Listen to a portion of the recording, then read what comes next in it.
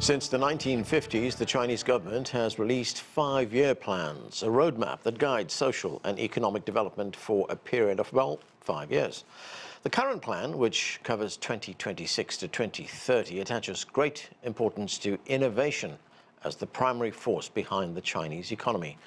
To highlight China's push to achieve advanced scientific and technological development, Chinese President Xi Jinping visited a high-tech park in Beijing.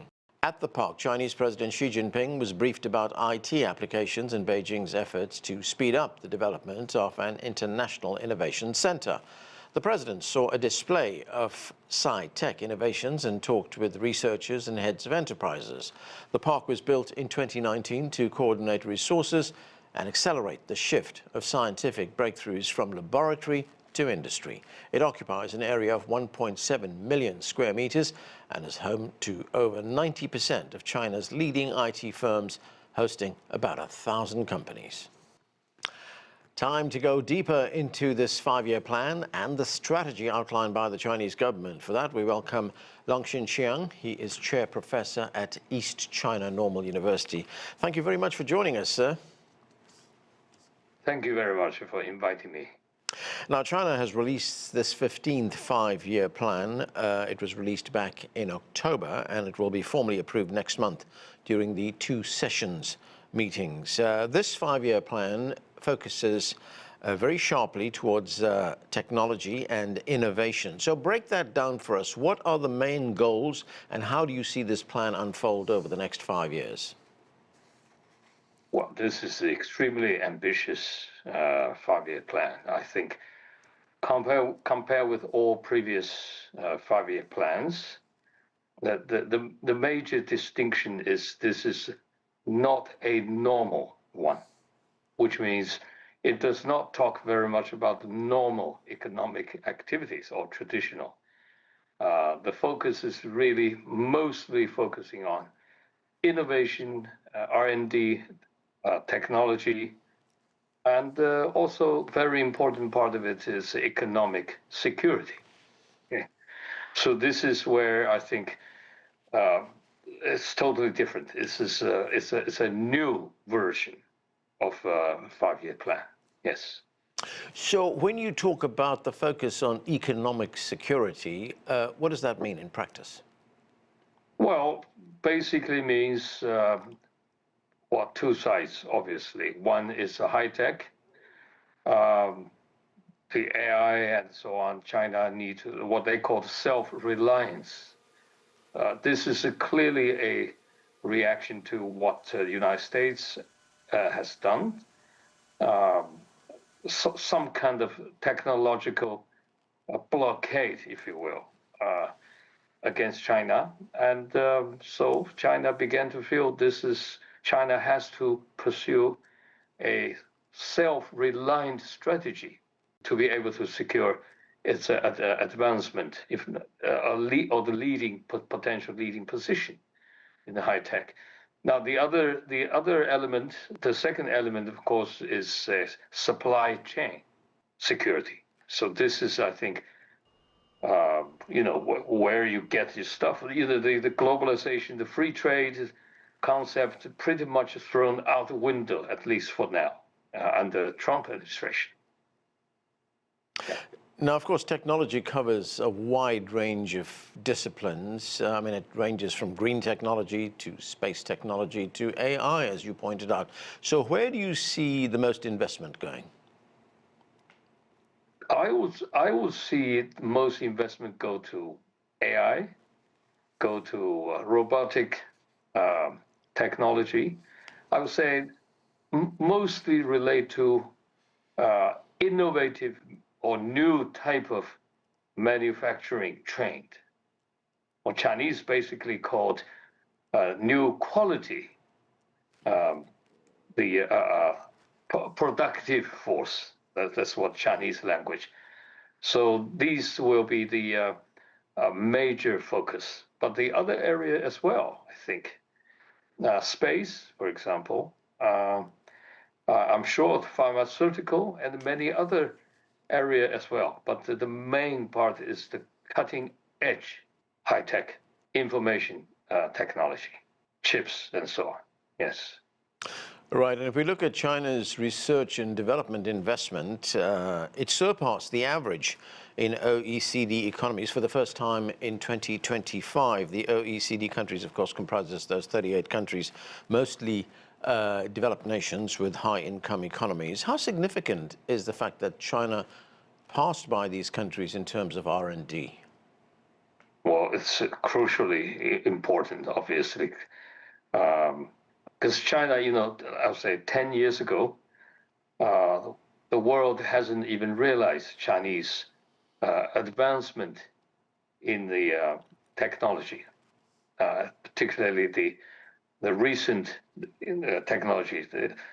But only last year, I think they have, over the last couple of years, they have seen a few shocks, and they become really alarmed. And then they began, you see, this is also a defensive act to be able to pursue a strategy that will no longer depending on the international market law. So this is, I think, it's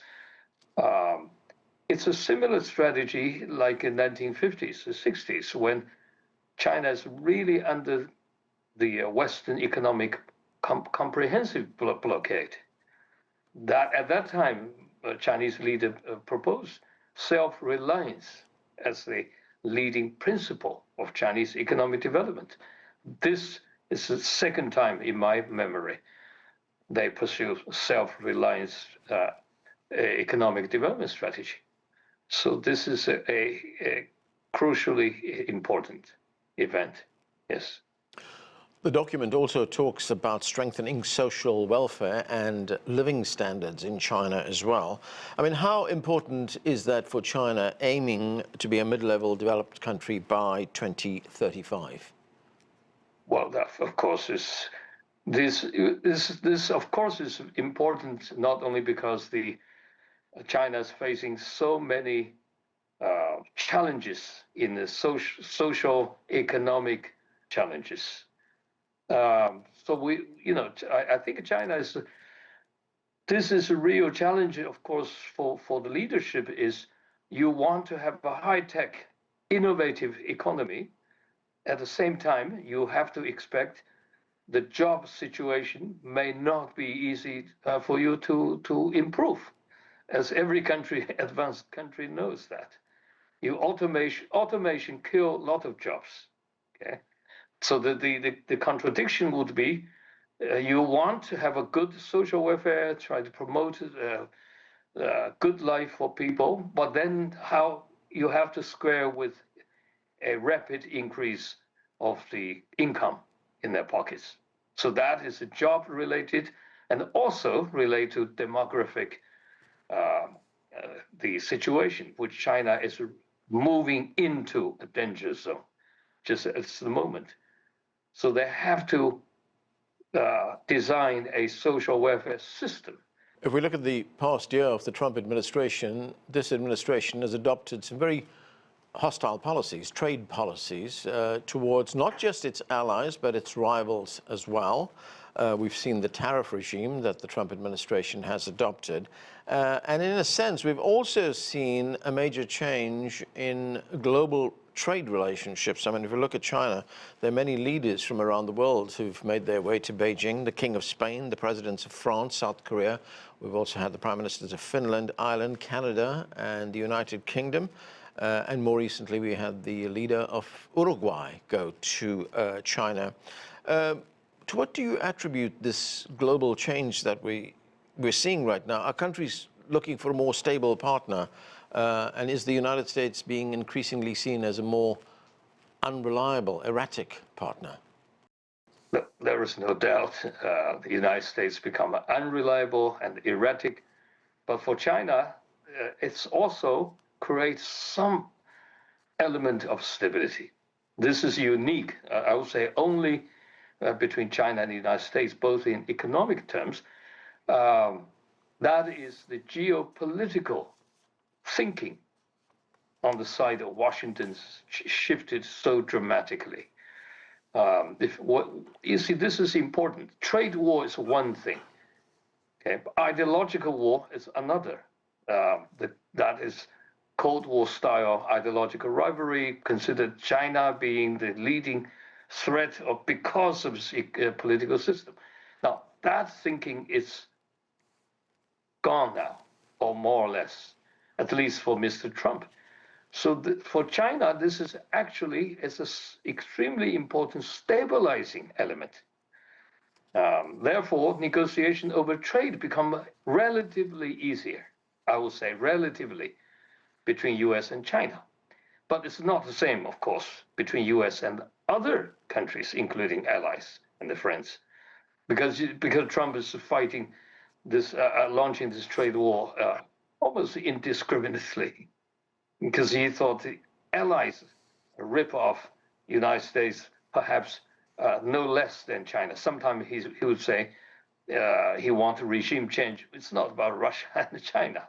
Mr. Vance said publicly, it's the Europeans, the EU countries need to have a regime change because they're liberal ruling elite. So this is, I think, is a very, very interesting moment for China and for US-China relations. We have negative side, of course, but I would think mostly so far it's a very positive relationship.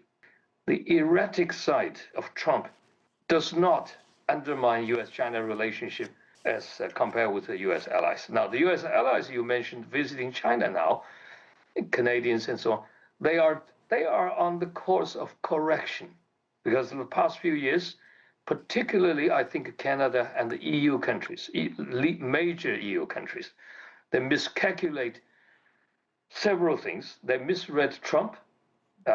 They think Trump presidency after the first Trump administration is just a one-off thing. It's not going to come back. They don't believe Trump is going to come back. Yeah. They don't take Trump's, second, they don't take Trump's self-claimed revolution. Trump says, I want to have a common sense revolution. They refuse to take him seriously.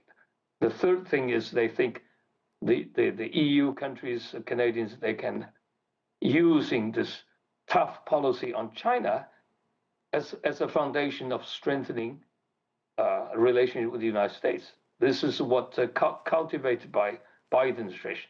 I think it's misguided anyway, so-called democratic alliance concept. It's an ideological war against China. So the Europeans, Canadians, they jump on that ship prematurely. Now they regret enormously. They realize they're wrong. Okay, so that's where we have to leave it. Thanks for joining us. Thank you. Thank you. Later this year, China will host the APEC Economic Leaders meeting in Shenzhen. The city is considered China's Silicon Valley, and this choice of venue underscores a push for digital innovation. To continue our conversation about China's 15th five-year plan, we welcome from Beijing Zoon Ahmed Khan. She is a research fellow at the Center for China and Globalization. And here in the United States, from Portland in Oregon, Liang is chair professor in economics at Willamette University. Thanks to both of you for being with us.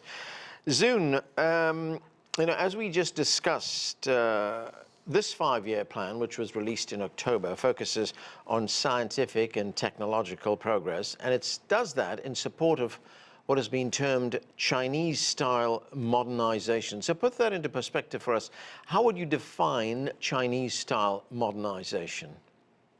Thank you, Anand, firstly, for having me. And, this five-year plan, like every five-year plan since 1953, will have significant impact on the strategic direction and also the deliverables really the targets set by the government.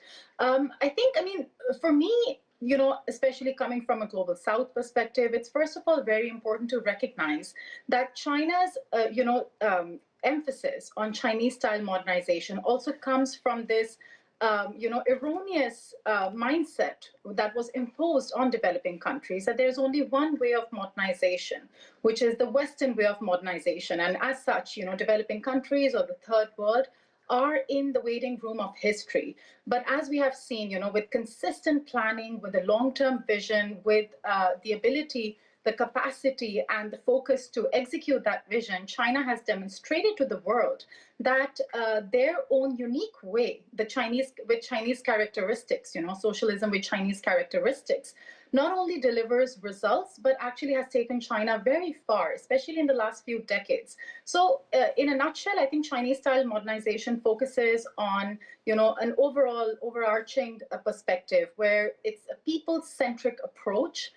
China is focusing on resilience in this 5-year plan. China is focusing on the ability to produce, technological advancement and becoming more independent as a country, given the global uncertainties. Chinese-style modernization also focuses on reducing the existing gaps, which is not a perspective taken by so-called Western democracies or the Western modernization template. And I think Chinese-style modernization also focuses on, it's very receptive to the changing realities. For instance, in this 5-year plan, we see a great emphasis also on the silver economy. We see, which is also, an aging population. How do you, instead of making that a burden, how do you capitalize on the changing realities? How do you transform your strategic vision and the priorities, the agenda set to make sure that changing realities are not only catered to, but also addressed and become an opportunity, really, essentially, for the economy. And then I think one of the most important aspects of this 5-year plan is the new quality productive forces, which is really, more emerging from China being the manufacturing hub of the world. Now China is going to utilize AI, emerging technologies, really invest in people in the sense that how do we essentially make sure that we are investing in people's skills and people's abilities to, be essentially, an asset when it comes to the changing realities of the country and the world at large. Right. So, first of all, yeah. I think it's a unique way, very with critical thinking, not only a top-down approach, but also an approach that's going to be every year assessed based on changing realities and also feedback from experts, from frontliners, etc.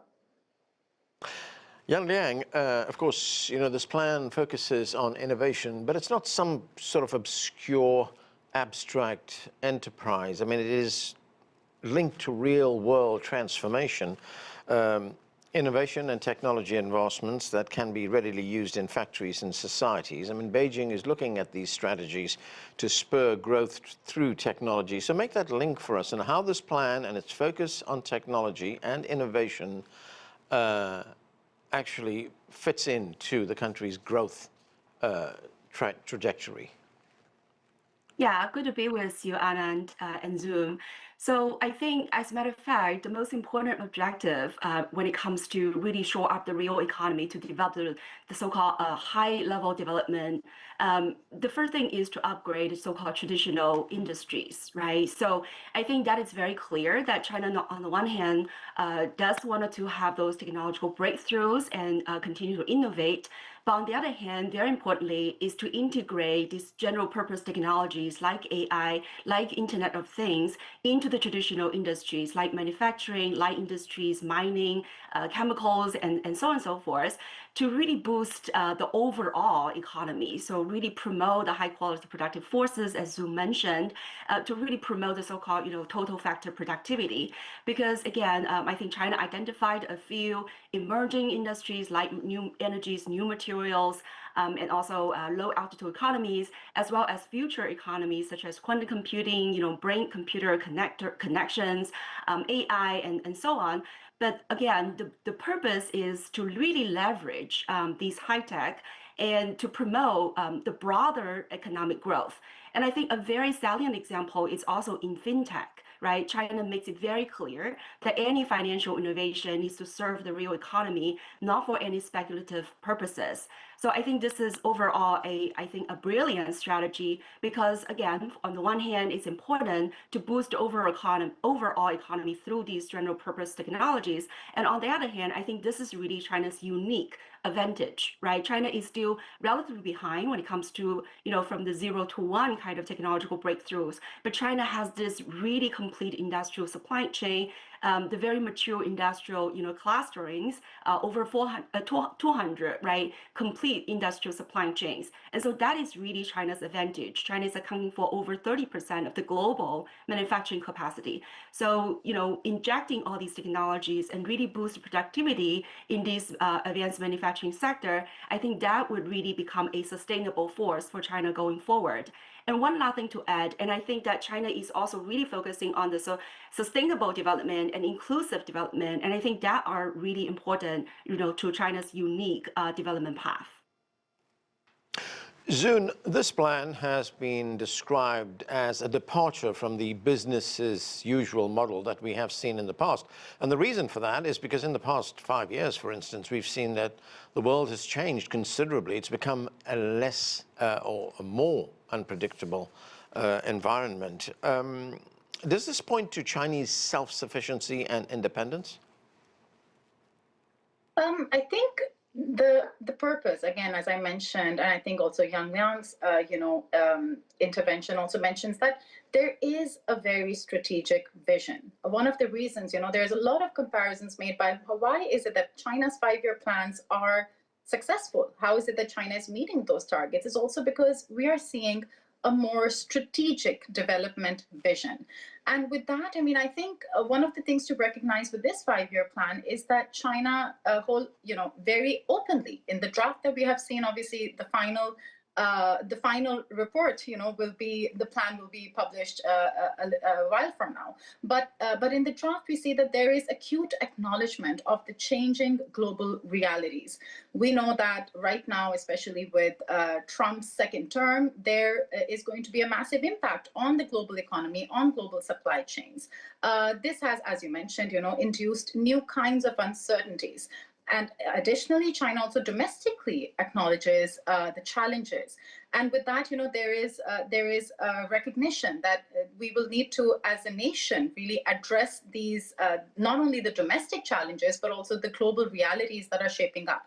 I think, given the current scenario, one of the things that really stands out in this 5-year plan is that now China says, they're going to emerge as leaders. And not only leaders when it comes to, I think there's an increased focus on global South cooperation, increased focus on creating new avenues of cooperation, given that existing networks are being targeted.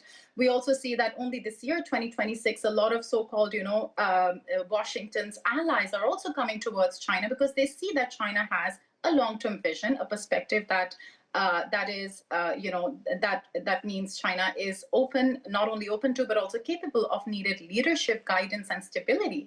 But at the same time, this is a country which will definitely play a part in trying to, connect those or address those challenges that we are facing. So I think with that, with this strategic blueprint, we also see that China is not only demonstrating a vision for development that is sustainable. The green development vision is also, a priority, a focus, the people-centric vision, and reducing the gap between urban and rural populations, creating new avenues of, productivity, even in those rural areas that are sort of, lagging behind in certain ways. But at the same time, all of this is also an opportunity for the world to realize that this is a country that is not only setting an example, but also is willing and keen to assume a leadership position. So I think definitely there are uncertainties, there are challenges, but given that China is very receptive, very aware, and also increasingly becoming well prepared,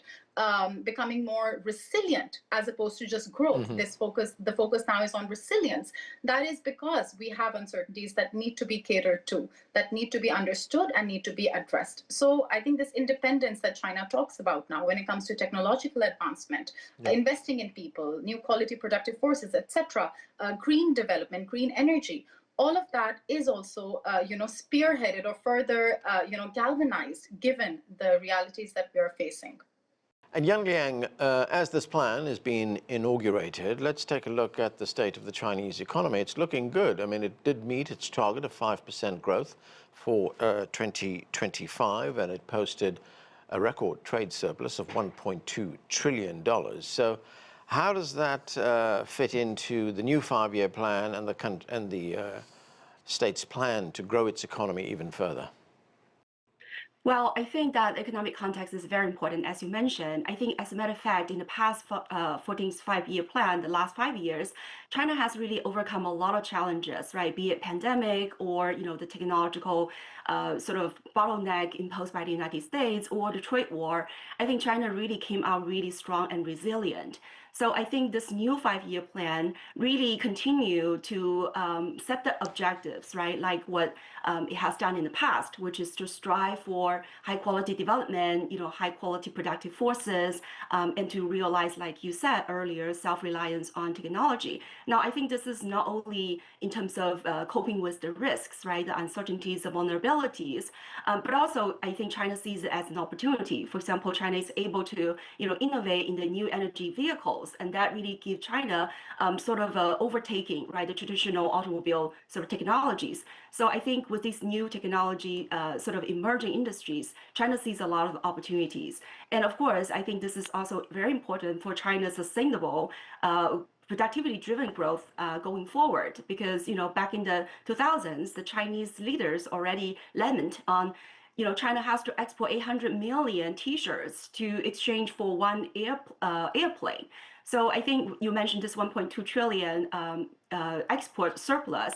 And I think, again, not only the size is remarkable, but also really important is the structural upgrading, right? The trade structure improvements that China has able to now export a lot of relatively high-tech products, right? The mechanical electronic products account for over 60% of its exports. And these high-tech products' export growth is much larger than overall output growth, export growth. So again, overall, I think the emphasis of this the 15th 5-year plan, on the one hand, really again emphasizes on technological innovations, upgrading traditional industries, and second is really to boost domestic demand, and that is both investment and consumption, because I think we have seen that the last quarter of last year, the growth somewhat slowed down a little bit, and largely I think due to the investment slowdown. So I think this new 5-year plan will really emphasize a lot more on how to boost domestic demand,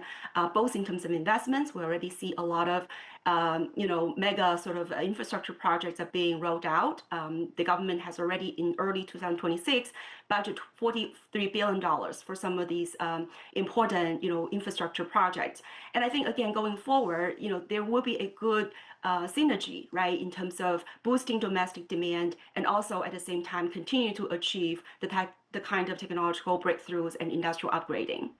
Okay, and that is where we have to leave it. Liang, Zoon, Ahmed, thanks to both of you for being with us. And that's it for this edition of The Heat. I'm Anand Naidu in Washington.